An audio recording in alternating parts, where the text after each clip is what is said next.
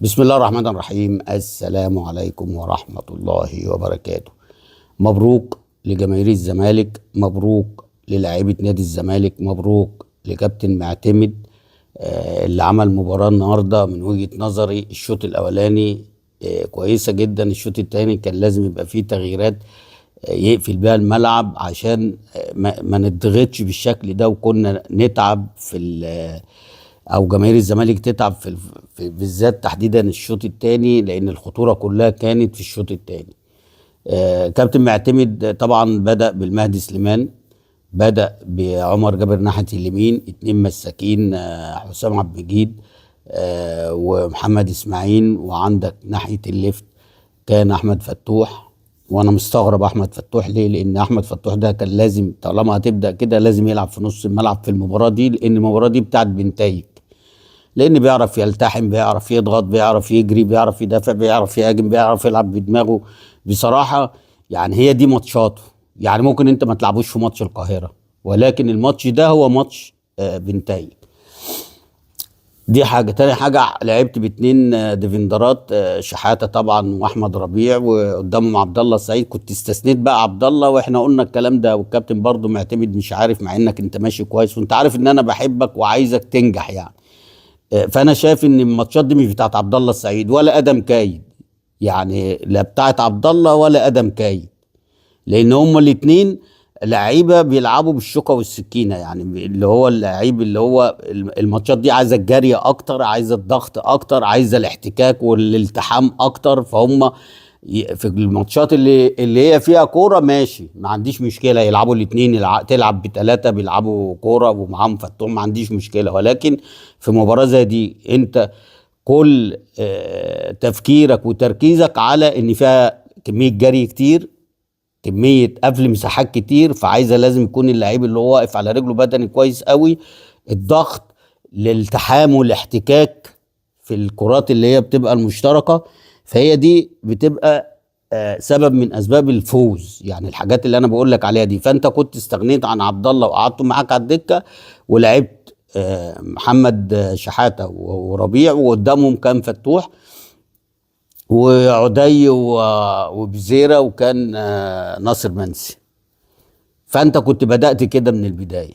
تيجي الشوط الثاني، اول حاجة في الشوط الثاني بعد ما ربنا كرمك وجبت الجون الاولاني بتاع بزيرة، لازم الشوط الثاني تبدأ بالونش جنب حسام عبد المجيد ومحمد اسماعيل. كان غناك عن كل الكور اللي هي الخطرة، يعني هم بصراحة مضيعين الشوط الثاني. الشوط الاولاني هي كوره واحده بس اللي هي طبت وجت في القائم، دي كانت اخطر لعبه. سيبك من الحاجات التانية اللي هي ايه، كانت موسميه، دي اللي هي ايه، تحطه في ال 18 وحسام يطلع ومحمد اسماعيل يطلع وما اعرفش ايه يطلع، مش فيها الخطوره زي بتاعت الشوط الثاني. فانت الشوط الثاني كنت لازم تقفل الحته دي بالونش، فما حصلش الكلام ده. انت قفلت بيه في اخر، في مش عارف الدقيقه 87 ولا 88 ولا يعني ما في الاخر خالص. وانت الكلام ده مش حاسه يا كابتن ان الفرقه مضغوطه، والفرقه خطورتها كلها في الكرات العرضيه. في كوره قبل الكوره اللي هي في العارضه دي، اللي هي الكوره اللي اتعملت بالعرض والراجل حطها مشيت من جنب القائم، بعديها على طول واحده بتتحط في القائم وتطلع، بعديها على طول في الجون اللي هو جه وربنا ستر ان الحكم كان عايز يحسبها، لانه حكم سيء جدا. كل حاجه كانت للفرقه التانيه، ولولا الفار، انا بشكر الفار، لان لولا الفار النهارده كان هيحسب الكره دي، وكان عنده نيه ان هو يحسبها، ولكن الفار عشان كده خدت وقت كتير، لان الفار بقى يقول له تعالى شوفها والتاني عايز يحسب، تعالى شوفها والتاني عايز يحسب، لغايه ما حد الفار اصر، فراح اتفرج عليها وشافها ولقى ان هي جت في ايده وحسب هاند بول. بعدها على طول في واحده تانية اتعملت بالعرض، الراجل حطها، المهدي سليمان ما عرفش يطلعها ازاي وتألق فيها ازاي وتطلع كورنر. بعدها كام واحده بقى في ال 18 والكلام، كان الونش يغنيك عن كل الكلام ده لو نزل بدري شويه. ولكن طبعا فوز مهم، فوز يعتبر ان شاء الله باذن الله عديت 50% للمباراه الثانيه. خلي بالك المباراه اللي جايه تبقى صعبه، فرقه كويسه عندها امكانيات كوره كويسه، عندها لعيبه كويسه، عندها لعيبه مهاريه، خلي بالك. وبعدين هم هيجوا مش هيبكوا على حاجة، هيلعبوا مستبيعين، يا قاتل يا مقتول، لان خسرانين على ملعبهم. فانت ما تفكرش ان انت صعدت. لعيبة الزمالك وكابتن معتمد وجماهير نادي الزمالك ما تفكرش ان انت صعدت. الفرقة دي ترجع، لان 1-0 ممكن هم يكسبوا 1-0 برضه ويدخلونا في دوامة، لان 1-0 مش مضمون، واخد بالك. فاحنا عايزين نخلي بالنا من الموضوع ده تماما، يعني ان احنا لسه عدينا الشوط الاولاني، لسه فاضل شوط تاني، في تركيز، في اصرار ان انت عايز بقى ترجع تاخد البطولة دي تاني. فانت كتر خيرك ومبروك، وعملت مباراة اللي هي الاولانية، لا لسه فاضل المباراة التانية اللي هي الاهم. وبعدين انت هتلاعب فرق الكوره، انا بقول لك عندهم الراجل اللي ناحيه الليفت ده واللي تحتيه عندهم لا يعني لعيب الكوره على اعلى مستوى، عندهم باك رايت وباك ليفت بيعمل كروسات من اي حته، والخطوره كلها عندهم في الكروسات، وبدليل ان كل كوره هم اللي بياخدوها.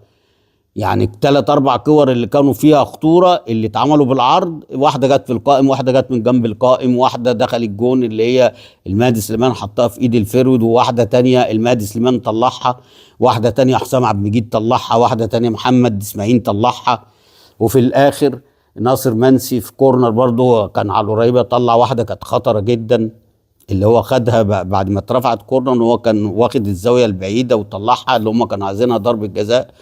فاذا ان لازم تعرف ان انت بتلاعب تيم محترم، انت لسه ما عملتش حاجه، انت ان شاء الله نفرح وتفرح وتفرح جماهيرك بعد المباراه اللي هي جايه، لان انا شايف ان المباراه اللي هي جايه هتبقى اصعب من بتاعه النهارده. ليه؟ فرقه جايه مستبيعه، فرقه جايه خسرانه على ملعبها، ما قدامهاش غير ان هي تلعب على المكسب. لو انت ما قابلتش الكلام ده بتركيز وبحماس وبجديه، اقدر انا ممكن اقول لك الفرقه دي هتكسب وتخرج وتسافر على بلدها وهي واصله للدور النهائي.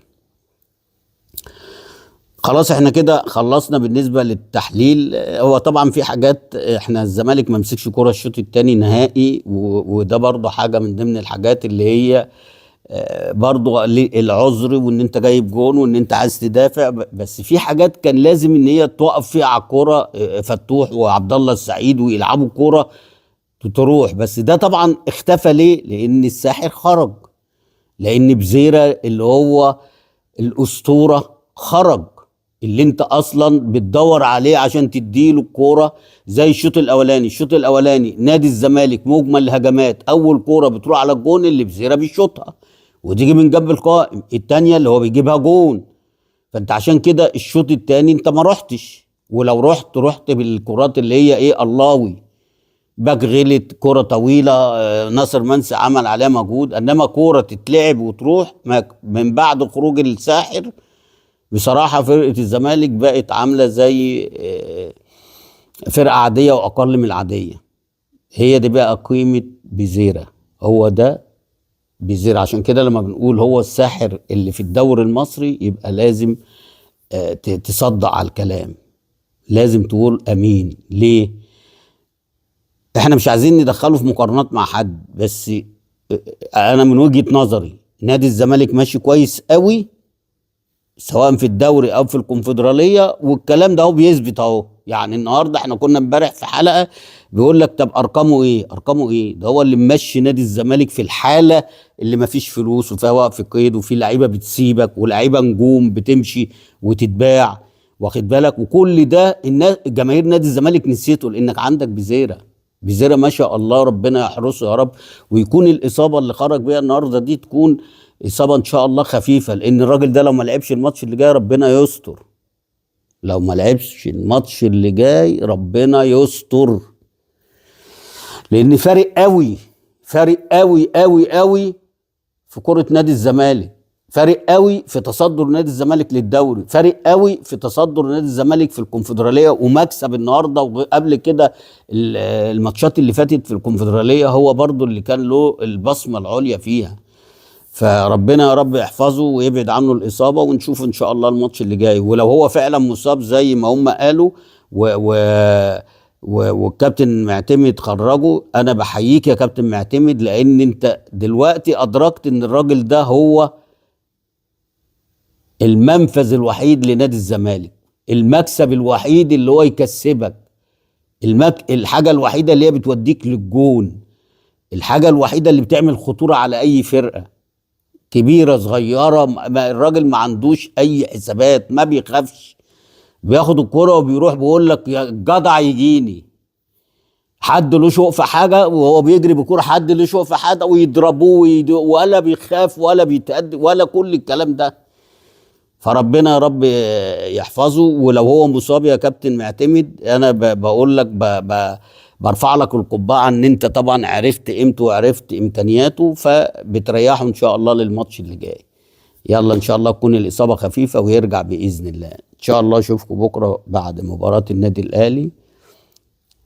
تحياتي ليكم ومبروك لنادي الزمالك وجماهيره وللكابتن معتمد ولبزيره عشان ما ننساش. السلام عليكم.